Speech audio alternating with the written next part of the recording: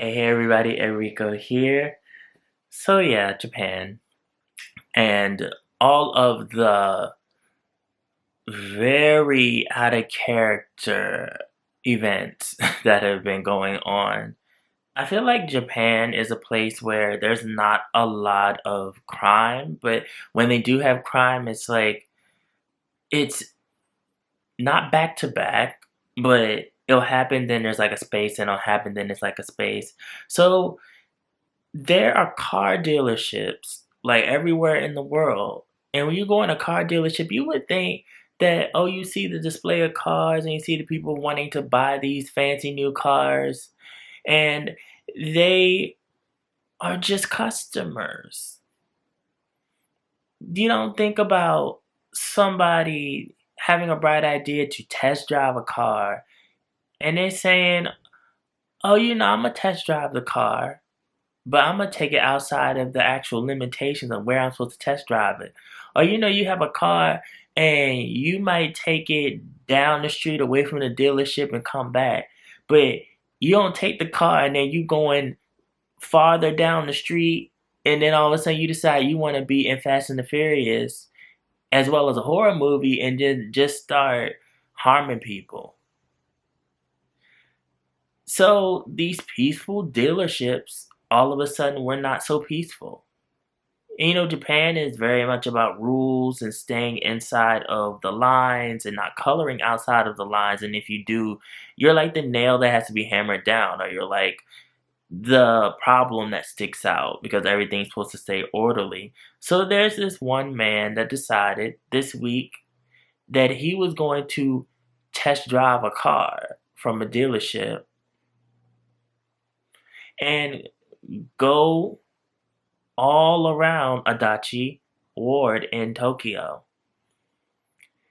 So he driving around. I don't know if this man was drunk. I don't know if this man was seeing headlights or saw the light, went into the light, and I don't doubt he was in Candace. I don't know. He must have thought he was somewhere where the traffic laws did not apply to him. Okay, Japan also is very strict about their traffic laws and people being orderly when they cross the street and not running the lights and looking at all of the signs. And cars in Japan are expensive anyway. That's why a lot of people don't buy cars. And that's why the subways and the taxis are still very much in full swing, because buying a car is a luxury. Being able to be on the road is a luxury. I mean, we could say this about anywhere in the world, but definitely in Japan, like being able to have four wheels and be on those four wheels is a blessing. So this man took this blessing for granted, and he decided that he was going to pretend like all of these traffic rules are no longer there and start rooming all around Tokyo, running the light, swerving, going onto the sidewalk, hitting a traffic sign.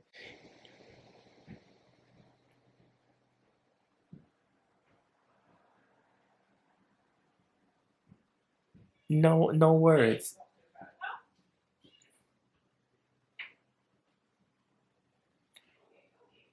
And while he's doing this, he's mowing into people. The people don't even have time to be like, ah, and dodge. No. By the time they're dodging, he's room and knocking them out the way like they're in a video game. So this man continues. He gets off of the sidewalk, swerves back into the street. People are screaming. He's run over this elderly man who's 80 years old. He also ends up killing this Filipino woman. In total, he hit about 11 people. I just feel like it's always something. Where it's like, we don't know in this world if we're in the wrong place at the wrong time. If we are just living our lives and all of a sudden here comes a random car that just mows over you, and it's like, dang, I didn't even do anything wrong. I'm just existing. Like, can't I just exist without ending up under a car wheel? Like, does this make sense? から盗まれた車が暴走し、歩行者らをはねて2人が死亡、9人が重軽傷を負いました。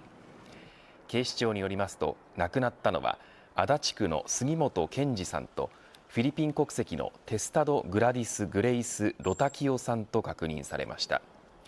また捜査関係者への取材で、車が乗り上げた歩道を時速60キロ近いスピードで暴走していた可能性があることも分かりました。警視庁は It really is a lot to think about. You know, it's like we have a life and life is so precious, and sometimes you walk outside your door, you don't realize your days are numbered. So this man continues to roam and drive around, and he thinking that he's in some type of action movie. You know, it's like, how about driving Miss Daisy? Just be slow. Just glide along and be slow, but no. And also, did we forget that this is a display car? He apparently was trying out, but we gonna get back to that. Then he ends up hitting into another car, and that car hits into another car, and then that car hits into another car, and he causes this whole like 6-car pileup. So when he does this, I guess it wakes him up, and he comes out the sunken place, or he come out the Twilight Zone, and he like, oh, jumps out the car and starts running. Mount Fuji is not far enough for you to run. You think they're not gonna catch you?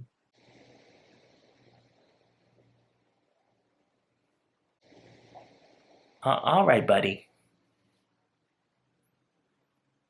So the footage shows him he's running. He jump out the car running. Like he's like, I'm free. I'm freedom. I'm free. Mount Fuji, I'm coming. He ain't never make it to Mount Fuji. They got his ass.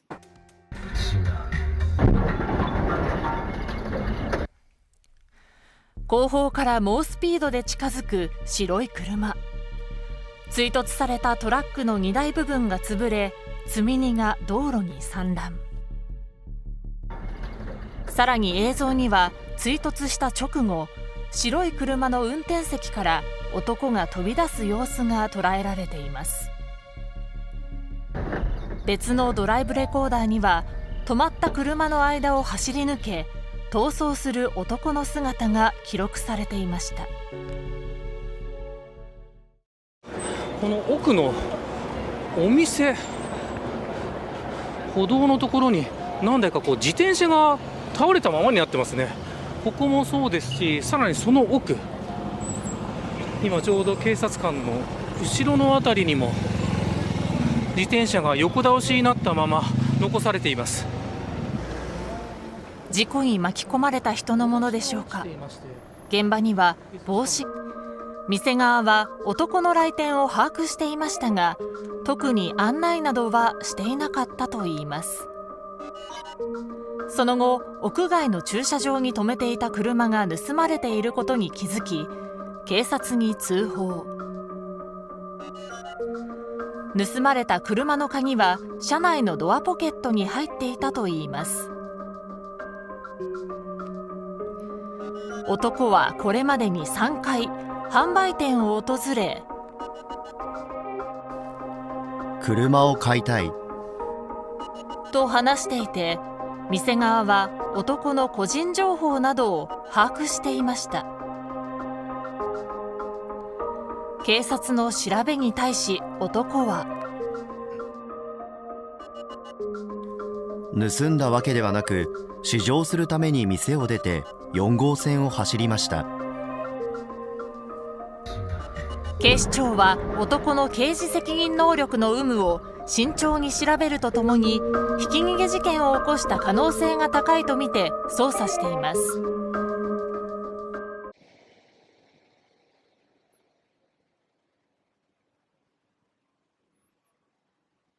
It's just crazy to me. So they're questioning this man and they're like, what made you do this? Innocent lives are lost now. And he's like, oh, I was just test driving the car. So the dealership came out and claimed that he stole the car. He's like, I didn't steal the car. I was test driving it. They knew I was test driving it. The dealership like, we ain't know nothing about that. We looked The car was gone. And we wonder what's going on. The car just disappeared. He probably, I wonder if he took the car and ran it through like a window or something. Because the way he was driving, it's so sad. Just like having a peaceful moment of silence for the two that passed away. Because no one deserves to just be out and about on the street and just get mowed over like that. Even the people that are injured, it's like responsibility, people. Knowing when you're doing something that is going to affect other people and change the lives of other people, it's like you going and you drinking and driving and then going and running into people or running into a tree and the car gets messed up, but you like, why did this happen? I didn't know that was going to happen. I only had 20 bottles of beer. And it's like, it's called being irresponsible. Like, check your personality traits to do something. Like, learn how to know when your actions are going to affect you as well as other people. And it's like, stuff like this happens in Japan, but it's like, let it be when it's unavoidable. Like, this was stupid to me. This man needs to be thrown in one of the deepest, darkest tunnel-looking rooms with some rice and no windows and no light, and just let it be cold all year round. Because it's like, your reckless actions caused this. And then who knows what other people in the car is like, they probably got hurt too. It's just like, let's keep the car accidents to a minimum. We have enough going on in the world, especially with Japan. Like, you want that to not happen so much, and it doesn't happen a lot with Japanese culture. But when it does happen, it happens because you always got somebody that's acting crazy. Between the random stabbings and people running around thinking they in an anime and thinking like they could just do whatever they want to do and there's no repercussions. It's like, no, even in anime, it's repercussions. Like, look at some of them characters. Those characters go through mental breakdowns, jail time, being stretched and reformed into other things. Oh my goodness, it's insane to me. It really is, because it's just like, if you're gonna act crazy and mentally deranged, be a shut-in and stay to yourself. So at least you could just hurt yourself and everybody else can be happy and live their lives and not have to worry about you being a menace to society. Keep that negative energy and you being crazy indoors. Nobody wants that outside. Because I would be damned if I'm out and about and somebody mows over me and I'm minding my own business. Haunted for the rest of your life. All your generations of your family. And if you don't have no generations of your family, I will just haunt you. Even after you die. You will see me. Again and again and again. So you guys, this is a lot to think about. Put below how you feel about this topic. Follow me on social media, mostly my Instagram. Also my blog, News Asian Pop Culture. The link is always down in the description box below.